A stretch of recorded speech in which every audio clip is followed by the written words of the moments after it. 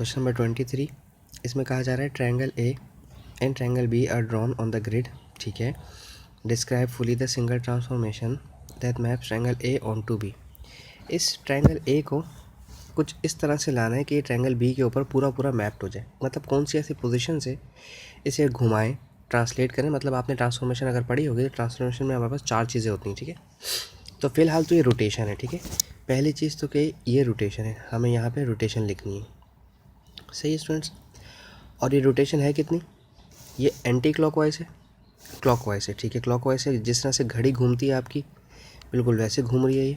एक तो रोटेशन है और एक क्लॉकवाइज है। ठीक है, हमें ये लिखना है। और ये क्या रोटेशन है कहाँ पर, 90 डिग्री क्लॉकवाइज है। 90 डिग्री क्लॉकवाइज क्यों, देखें अगर आपकी नीडल इस तरह से है, ठीक है, और अब वो खड़ी हो गई है तो 90 डिग्री की रोटेशन हुई, और चूंकि मूवमेंट यूँ हो रही है तो इसलिए 90 degree rotation with respect to clockwise. ठीक है, अब हमें देखना ये है कि ये कहाँ से रोटेशन कंप्लीट हुई। देखें अगर हम यहाँ से यूँ एक लाइन ड्रॉ करते हैं, ठीक है, और सही है, मैं अब आपको इसका सेंटर रोटेशन समझाने की कोशिश कर रहा हूँ। ठीक है, एक लाइन हम यहाँ से ड्रॉ करते हैं, तो अगर हम डिसाइड करें इस पॉइंट को तो ये फ़िलहाल सेंटर ऑफ रोटेशन हो नहीं सकता। वजह क्या है, इसमें 1 2 3 4 यूनिट्स का डिस्टेंस है, इसमें 1 2 3 4 पॉइंट यहाँ आना चाहिए था, तो इसका मतलब ये सेंटर ऑफ रोटेशन तो नहीं हो सकता।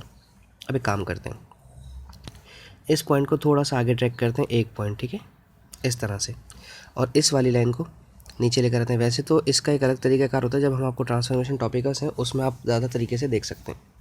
अब देखें यहाँ पर डिस्टेंस कितना है, यहाँ से 3 यूनिट्स नीचे उतरे और 1 यूनिट राइट साइड पे, 3 यूनिट राइट साइड पे गए, 1 यूनिट नीचे उतरे, हो गया कंप्लीट। अगर आप थोड़ा सा गौर से देखें, इस पॉइंट को गौर करें थोड़ा सा, ठीक है, और मैं अच्छी तरह से समझा देता हूँ आपको। जैसे लेट सपोज एक पॉइंट मुझे अभी मिल गया, ठीक है, ये पॉइंट मुझे यहाँ से मिल गया, ये यूँ जा रहा है और ऐसे, ठीक है, इस तरह से, ठीक है, ये हो गया। अब ये देखें यूँ जाकर ये इस तरह से, सेंटर ऑफ रोटेशन हमारा पूरा एग्जैक्ट हमें नज़र आ गया। सही है, अब और से देखें,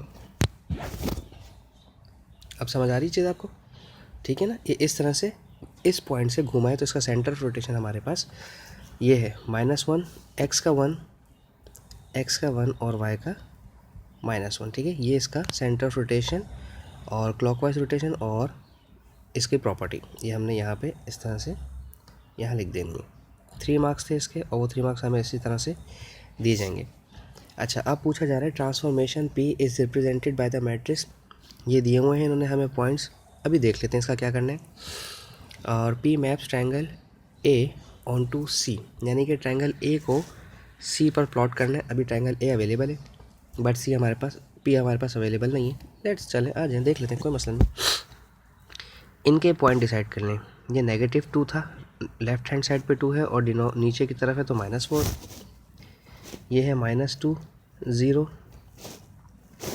और ये है -4 0। ठीक है, मैंने पॉइंट्स बता दिए हैं आपको इसके। ठीक है, वैसे तो आप इसको आसानी देख सकते हैं कि ये छोटा हो जाएगा। ठीक है, देखें नेगेटिव का मतलब क्या है, ये स्केल फैक्टर दिया हुआ है इसका। ठीक है ना, जो P हमारे पास है स्केल फैक्टर है कि ट्रायंगल C छोटा होना है या बड़ा होना है। ठीक है, स्केल फैक्टर ज़्यादा होता तो बड़ा हो जाता। ठीक है, अब ये छोटा भी होगा और आधा भी होगा और माइनस यानी कि उल्टा इन्वर्ट भी हो जाएगा। ठीक है, माइनस की वजह से।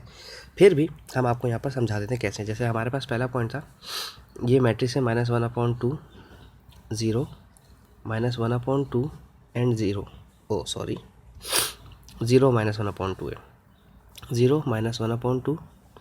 जो पहला पॉइंट हमने डिसाइड किया था ये वाला -2 -4, इसे देख लेते हैं। -2 -4 इसे मल्टीप्लाई करवाएं, अगर याद होगा मैट्रिसेस हमने आपसे कहा था कि अच्छी तरह से कर लीजिएगा, इसे सॉल्व करें। ये मल्टीप्लाई होता है इस नंबर से, माइनस माइनस प्लस हो जाएगा 2/2 1। ठीक है, फिर ये 0 4 से मल्टीप्लाई होगा तो 0 हो जाएगा, इसलिए लिखने की ज़रूरत नहीं है। फिर ये 0 2 से मल्टीप्लाई होगा तो इससे कोई फ़र्क नहीं पड़ेगा। ये 2 इससे मल्टीप्लाई होगा तो 4/2 माइनस का 2। ठीक है, देखें 4 1 4 अपॉन में 2, 2 1 2, 2 2 4, तो -2 आंसर आ गया। ठीक है, ये -2 आपने दोनों मैट्रिक्स को मल्टीप्लाई करवाया तो 1 और -2 आया, 1 एंड -2। कहाँ है 1 -2 हमारा, ये रहा 1 -2 हमारा, एक ये रहा। ठीक है, एक ये पॉइंट हमारे पास यहाँ आ गया। अब है -2 0 -4 0। ठीक है, यहाँ देखें -2 0, तो ये तो ज़ीरो हो जाएगा, ठीक है, क्योंकि ये अगर इससे मल्टीप्लाई होगा तो ज़ीरो ही होगा। अब बात करते हैं सिर्फ इसकी, minus minus plus 2/2 1 x1 y0। x1 y0 कहाँ है स्टूडेंट्स? x1 y0 यहाँ पर है, ठीक है। तो ये पॉइंट, ये वाला पॉइंट यहाँ पर था, ये पॉइंट यहाँ पर आ गया, तो ये तो सिंपल यहाँ पर हमारे पास आ जाएगा, ठीक है, 1 0। अब जो नेक्स्ट होना चाहिए था वो क्या होगा हमारा? 4 है, 4/2 क्या होता है? 2, तो 2 0 होगा हमारा, ठीक है। तो यानी कि ये इस तरह से हमारा ट्रायंगल कंप्लीट होगा। मैं यहाँ बना देता हूँ इसको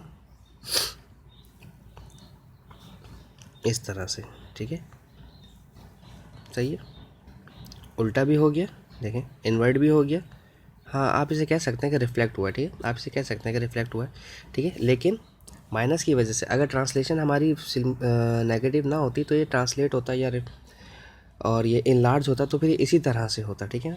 इसकी डायरेक्शन ऐसी ही होती, इस तरह से डायरेक्शन होती इसकी। अगर इसके पॉजिटिव साइंस होते तो ये इस तरह से इनलार्ज होता, बट लेकिन इसकी इन्होंने नेगेटिव साइन कर दी, इसलिए इनलार्जमेंट इसकी रिवर्स हो गई, रेसिप्रोकल या जो भी आप कह सकते हैं कि रिफ्लेक्ट हो गई, ठीक है।